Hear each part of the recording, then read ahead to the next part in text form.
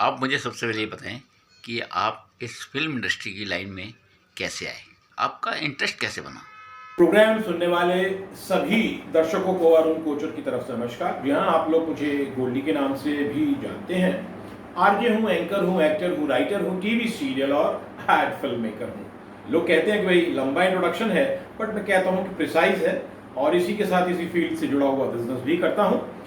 और जैसा कि सवाल पूछा गया कि इस लाइन में एंट्री, देखिए कॉलेज पास आउट करने के बाद में एक बहुत मन था कि मैं इस फील्ड में काम करूं।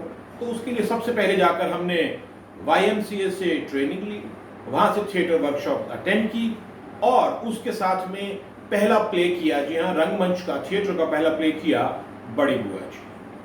बड़ी बुआ जी और उसके बाद में फिर कई सारे प्लेस किए और इस बड़ी बुआ जी प्ले में एक बहुत ही अहम किरदार यानी बुआ जी जो हैं उनके पति फूफा जी का कैरेक्टर हमें दिया गया, जो कि पूरे प्ले में है और पूरे प्ले में रनिंग चलता है। उसके बाद में बहुत सारे रंगमंच से नाटक किए।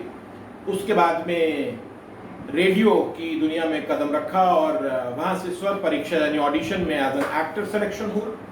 देन एज एन आरजे के तौर पर सिलेक्शन हुआ। एज एन आरजे के तौर पर 6 साल काम किया। फिर इसी फील्ड से जुड़े हुए बिजनेस में एंट्री ली। जी हाँ, टीवी सीरियल का मार्केटिंग और उसके बाद में सिलसिला शुरू हुआ एड फिल्में बनाने का, एड फिल्मों के स्क्रिप्ट लिखने का, वॉइस ओवर्स करने का, टैग लाइन्स लिखने का, वॉइस स्पॉन्सरशिप लाइन्स बोलने का और तकरीबन रेडियो की 150 प्लेस, इंटरव्यूज, कमेंट्रीज यानी तमाम चीज़ें जो रेडियो से जुड़ी हुई होती हैं। और उसके साथ में सिलसिला शुरू हो गया टीवी यानी कैमरा पर आने का। तो एज एन आरजे काम किया, एज एन एंकर तकरीबन 111 जी हाँ एपिसोड्स या प्रोग्राम्स कह लीजिए टीवी के जो है वो एंकर किए हैं और मोर देन 75 बड़े शोज स्टेज के एंकर किए हैं, बड़े बड़े नेताओं के साथ में, बड़े बड़े अभिनेताओं के साथ में, जिनमें कुछ प्रमुख नाम हैं जैसे अनुपम खेर साहब, सरोज खान जी, पंडित हरिप्रसाद चौरसिया जी जो कि विश्वविख्यात बांसुरी वादक हैं, ब्रिटिश हीरोइन कैरोलिन डेविस और इसके अलावा कुछ स्टेज की शोज जिनमें कि कई बहुत सारे union cabinet minister, international monetary fund के लोग, बैंक्स के चेयरमैन, कॉरपोरेटर्स, MLAs यानी बहुत सारे लोग उसमें शामिल हुए। तो इस तरह स्टेज प्रोग्राम्स की एंकरिंग और अपने माननीय प्रधानमंत्री श्री नरेंद्र मोदी साहब के साथ में एक इलेक्शन का कैंपेन रिकॉर्ड किया गया जिसमें कि हमारी भी आवाज़ है और साथ में हिंदी प्लेबैक सिंगर सुखविंदर सिंह, जी हाँ, सुखविंदर साहब की भी आवाज़ है। तो ये कुछ प्रमुख चीज़ें जो सामने हैं।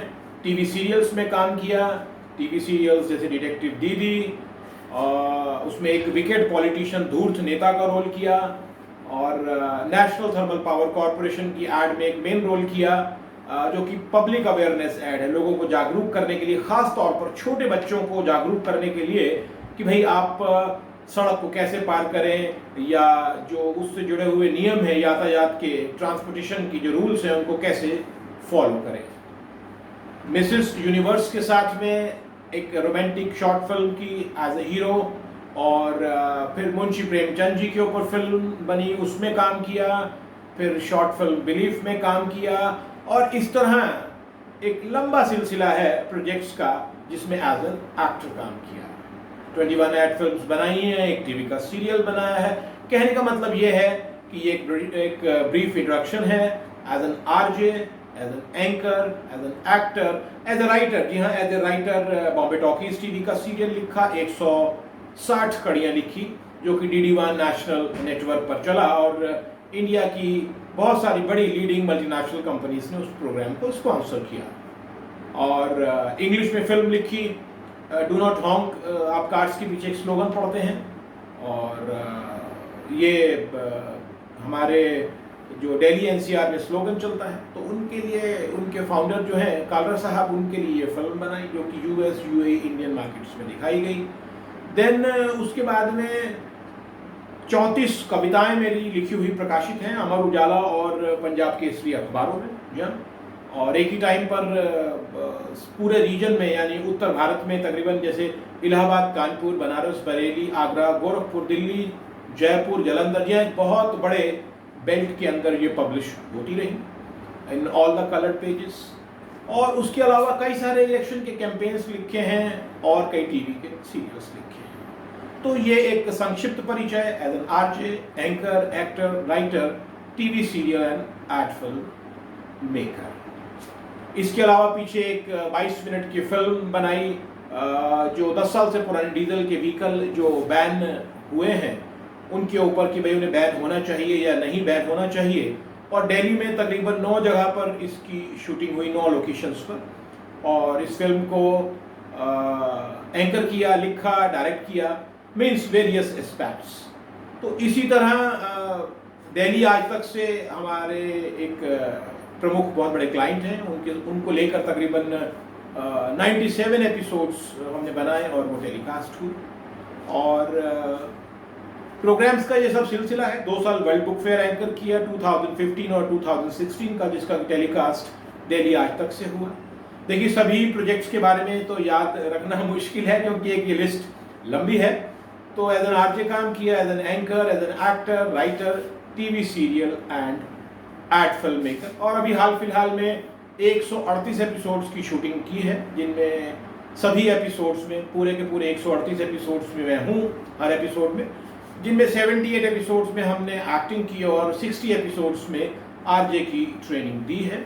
और ये सभी एपिसोड्स जो हैं आपको सोशल प्लेटफॉर्म्स के ऊपर दिख जाएंगे, मिल जाएंगे, या इनके जो प्रोमोज हैं वो आपको सोशल प्लेटफॉर्म जैसे यूट्यूब, फेसबुक, लिंक्डइन और ट्विटर, इन सब जगहों पर आपको देखने को मिल जाएंगे। तो ये सब सिलसिला है।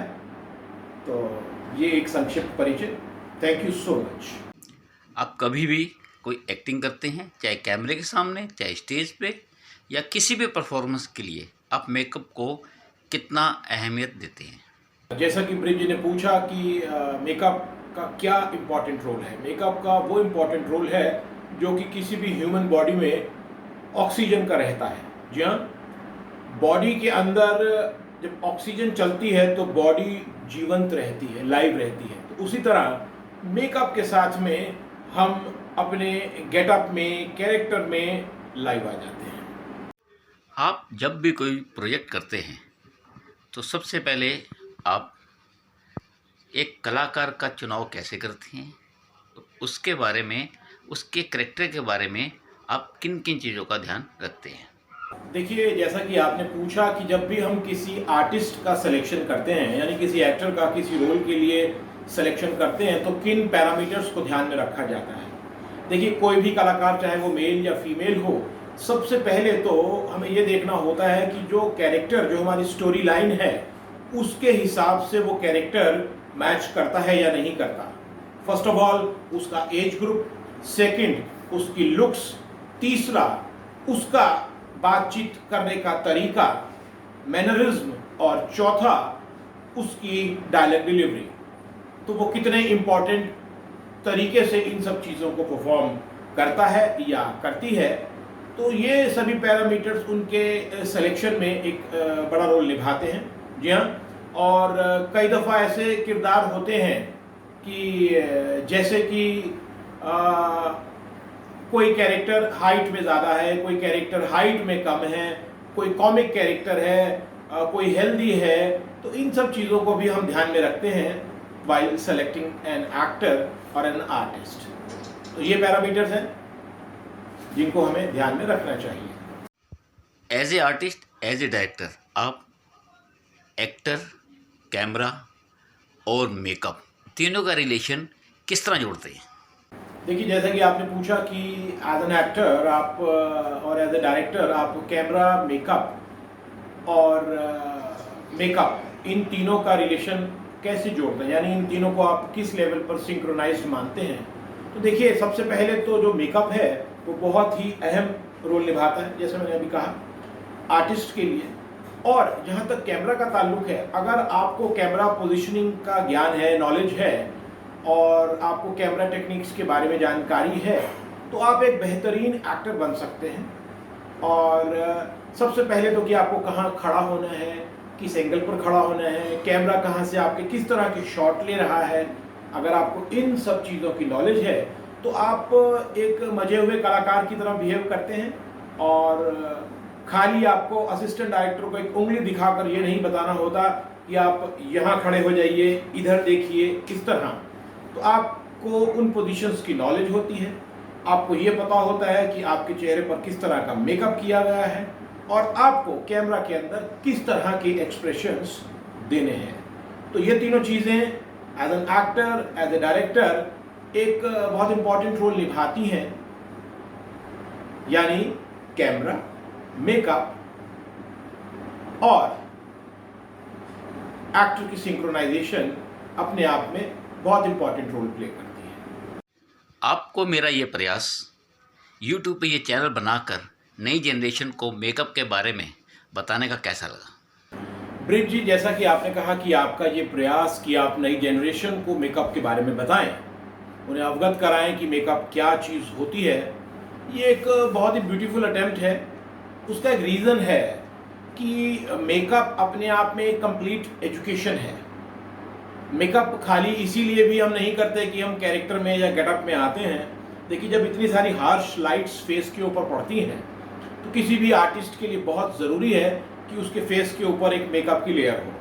तो वो मेकअप की लेयर जो है उस आर्टिस्ट को उन हार्श लाइट से उसकी स्किन ख़राब होने से बचाती है। और इसके अलावा अगर कहीं कोई अनइवन सरफेस है, यानी कुछ स्पॉटिंग्स है, सरफेस तो नहीं कहूँगा, हाँ कुछ स्पॉटिंग्स है, तो वो उसको ठीक करने के लिए भी मेकअप का बहुत बड़ा रोल रहता है, ताकि आपकी जो पिक्चर है वो एक बहुत ही प्रेजेंटेबल आए और हम वो रिजल्ट अचीव कर सकें जिसकी हम तमन्ना कर रहे थे।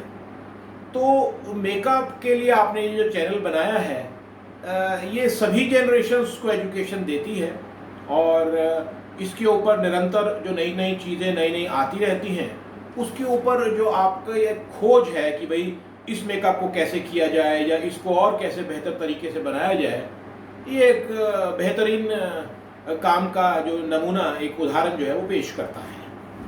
नई जनरेशन के लिए आप क्या मैसेज देंगे?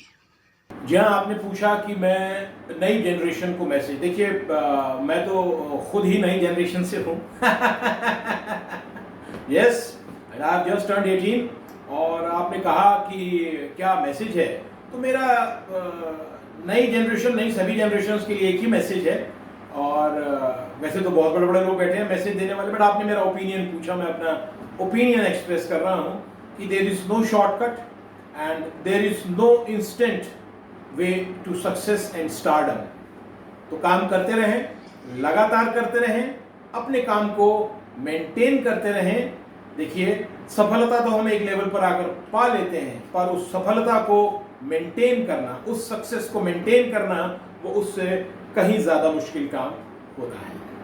तो शॉर्टकट्स में ना जाएं, अपनी मेहनत भरपूर करें और अपने परिश्रम को लगातार, अपने एफर्ट्स को पेप अप करके बढ़ाकर अपने काम में डालते रहें, ताकि आप एक अचीवर बन सकें। आप मुझे एक बात ये बताएं कि एक कलाकार के लिए एज ए डायरेक्टर या एज ए कलाकार आप क्या सोचते हैं कि मेकअप आपके लिए कितना ज़रूरी है?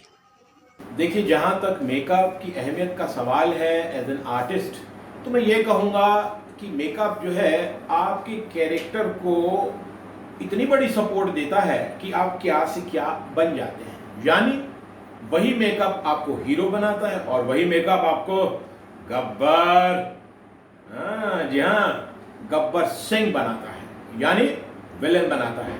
तो मेकअप एक ऐसी चीज़ है जो आपको जवान बनाता है, मेकअप एक ऐसी चीज़ है जो आपको बूढ़ा बनाता है, मेकअप एक ऐसी चीज़ है जो मर्द को औरत और औरत को मर्द बनाता है। यानी मेकअप आपको देता है एक पूरा कंप्लीट ट्रांसफॉर्मेशन।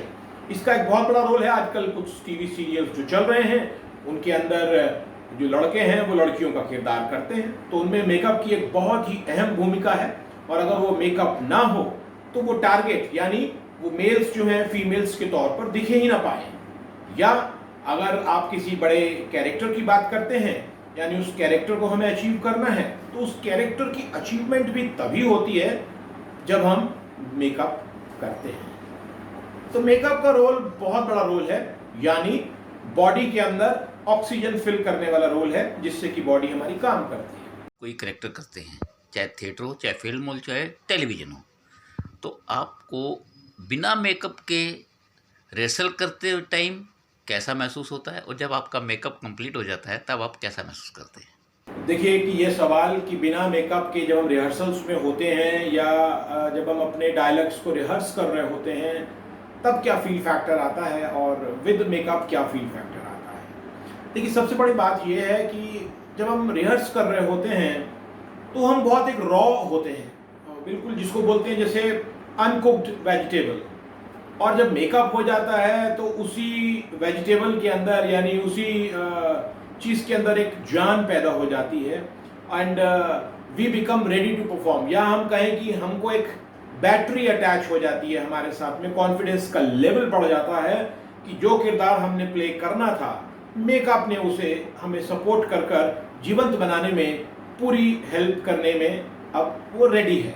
तो मेकअप का जो रोल है वो हमें एक इंस्टेंट स्टार्टअप देता है ताकि हम अपने रोल को बेहतरीन तरीके से निभाएं, और वही मेकअप करने के बाद जब हम कैमरा के सामने होते हैं तो वो हमारी पावर को बढ़ा देता है कई गुना, और उस कैरेक्टर को एनहेंस कर देता है, मैग्नीफाई करता है मेकअप जो कि हम प्ले कर रहे हैं।